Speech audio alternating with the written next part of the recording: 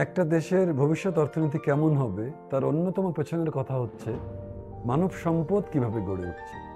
আজকের তারুণ্যকে ঠিকভাবে বেড়ে উঠতে দেওয়ার মূল মন্ত্র হলো রাজনীতি, অর্থনীতি ও সংস্কৃতির বোঝাবুঝির জায়গাগুলোতে তাদের জ্ঞানভিত্তিক সক্ষমতা অর্জন।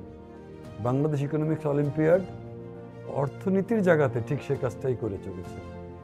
টপ 5 জন এবার দেশীয় পর্ব পার হয়ে এই সামনের জুলাইতেই 8ম আন্তর্জাতিক ইকোনমিক্স অলিম্পিয়াডে অংশ নিতে পরে আজারবাইজানের বাকু যাবে। সিটি ব্যাংক গর্বিত যে এই পুরো আয়োজনের আমরাই টাইটেল স্পন্সর।